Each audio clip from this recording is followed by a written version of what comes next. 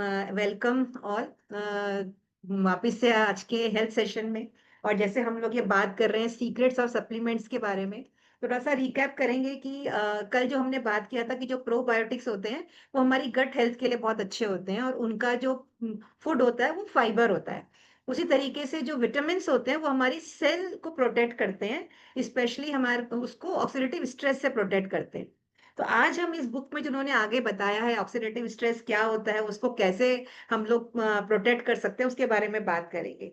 तो उन्होंने बताया कि जैसे आयरन होता है, आयरन कितना सॉलिड होता है ना, लेकिन जब उसे जंग लग जाता है तो वो एकदम वीक हो जाता है। तो उन्होंने उसको ऑक्सीडेटिव स्ट्रेस बताया है। फिर बोला जैसे एप्पल है, एप्पल को अगर हम काट के रखते हैं तो थोड़ी देर के बाद वो रेड हो जाता है, that is the oxidative stress, नहीं सॉरी ऑक्सीडेशन बताया उन्होंने उसको, कि ये ऑक्सीडेशन है। तो उसको, और ये होता क्यों है, क्योंकि फ्री रेडिकल्स की वजह से। अभी फ्री रेडिकल्स को अगर मैं सिंपल रूप से बोलूं कि ये एक ऐसे बोलते हैं ना, अनस्टेबल मॉलिक्यूल होते हैं, मतलब अगर हम बोले सिंपल वर्ड्स पे अनहेल्दी सेल बोल लीजिए। उन्होंने बुक में बताया है कि जो भी हमारे बॉडी में फंक्शंस होते हैं, जैसे ब्रीदिंग फंक्शन है, हमारा डाइजेशन है, जो नंबर ऑफ फंक्शंस होते हैं, उस प्रोसेस में कुछ कुछ हमारे फ्री रेडिकल्स बनते हैं, अनहेल्दी सेल्स बनते हैं, लेकिन हमारा शरीर इतना स्ट्रांग होता है कि उनको वहीं पे न्यूट्रलाइज कर देता है।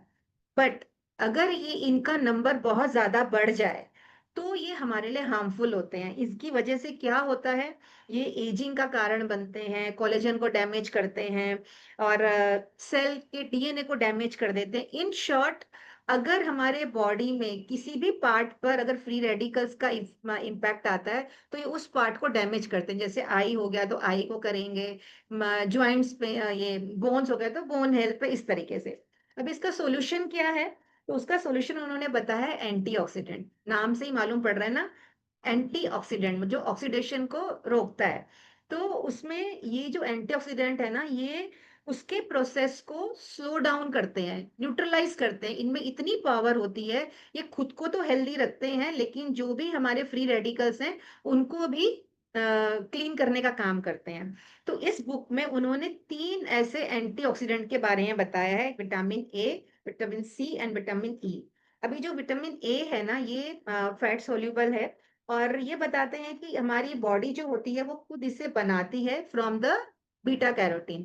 अभी बीटा कैरोटीन क्या होता है, जो भी रेड और येलो कलर के हम फ्रूट्स एंड वेजिटेबल्स खाते हैं, उसके अंदर एक पिगमेंट होता है जिससे कि बॉडी विटामिन ए बनाती है। तो अभी अगर जैसे हम बोले, जैसे कैरेट है, पंपकिन है, टोमेटो है, एप्पल है, ये सब चीजें जो भी रेड कलर की हैं, इनके अंदर होता है। और ये 2 तरीके का होता है, एक रेटिनॉल होता है, एक बीटा कैरोटीन होता है। थोड़ी टर्म्स ऐसी हैं लेकिन थोड़ा सुनेंगे तो समझ में आ जाएगा। जो रेटिनॉल होता है वो नॉनवेज सोर्स होता है जिसे बॉडी इमीडिएटली अपने अंदर एब्जॉर्ब कर लेती है।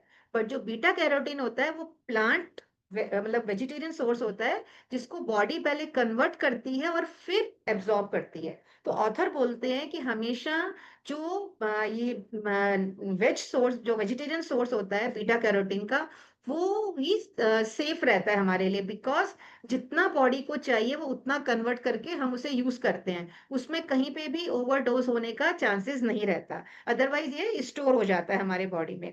फिर उन्होंने इसके फंक्शंस बताए हैं कि जो कितने इंपॉर्टेंट होते हैं विटामिन ए, जो हमारे व्हाइट ब्लड सेल्स के प्रोडक्शन में हेल्प करता है, हमारे सेल का जो बोलते हैं ना सेल मेम्ब्रेन्स, उसको प्रॉपर फंक्शनिंग में हेल्प करता है। अगर विटामिन ए कम हो तो आई के जो नाइट ब्लाइंडनेस, ये प्रॉब्लम हो जाती है। हमारे टूथ के जो एनिमल है और हमारी बोन के फॉर्मेशन के लिए भी विटामिन ए बहुत इंपॉर्टेंट होता है। फिर उन्होंने बताया कि जो विटामिन ए है वो हमारी आईज के थ्रू लॉस भी होता है अगर हम बहुत ज्यादा ब्राइट लाइट्स के कांटेक्ट में आते हैं। जैसे अगर हमारे मॉनिटर की या मोबाइल की बहुत ज्यादा ब्राइट लाइट है या कोई फ्लोरेसेंट लाइट है, उसके कांटेक्ट में आएंगे तो वो आईज के थ्रू लॉस भी हो जाता है। फिर विटामिन ए है, वो विटामिन ई है। विटामिन ई को उन्होंने बोला है garbage collector inside your cell, इतना पावरफुल वो एंटीऑक्सीडेंट है। वो बताते हैं कि ये हमें मिलता है वेजिटेबल ऑयल्स में से, सीड्स में से, नट्स में से मिलता है, और जो फोर्टिफाइड सीरियल्स होते हैं उसमें से मिलता है। और ये भी हमारे सेल मेम्ब्रेन्स जो है उसको प्रॉपर फंक्शनिंग में हेल्प करता है कि कोई भी इंफेक्शन हमारे सेल के अंदर एंटर नहीं करे। इसीलिए ये बहुत इम्पोर्टेंट रहता है और हमारी इम्यूनिटी को इम्प्रूव करता है हम और कार्डियोवास्कुलर उसके लिए भी हेल्थ के लिए बहुत अच्छा है क्योंकि वो जो प्लेटलेट का स्टिकीनेस होता है ना, उसको रिड्यूस करता है ये। और प्लस इन्होंने बताया अगर ये विटामिन सी के कॉम्बिनेशन में लेंगे तो ये बहुत पावरफुल रहता है। फिर विटामिन सी हम सब जानते हैं वाटर सोल्यूबल है, हाईली एंटीऑक्सीडेंट है, कोल्ड कफ से प्रोटेक्ट करता है, स्किन के लिए अच्छा होता है, एंटीवायरल है। फिर इन्होंने आप थोड़ा बुक में से इसे रीड कीजिएगा, वहीं बहुत सारे इसके बेनिफिट्स हैं। टाइम कम है इसलिए मैं थोड़ा इसको शॉर्ट में बता रही हूँ। फिर उन्होंने बताया कि ये ना सब विटामिन्स अलग-अलग तरीके से काम करते हैं। जैसे ए और ई है, ये फैट सोल्यूबल है, तो हमेशा हमें इसको मील के साथ खाना है बिकॉज़ उनको एक फैट का मीडियम चाहिए एब्ज़ॉर्ब होने के लिए। तो उन्होंने ये टिप दिया है कि कोई भी आप अगर सैलेड खाते हो, तो उसमें ऑलिव ऑयल की ड्रेसिंग करो, जिससे विटामिन ए और ई अच्छे से एब्ज़ॉर्ब हो जाए।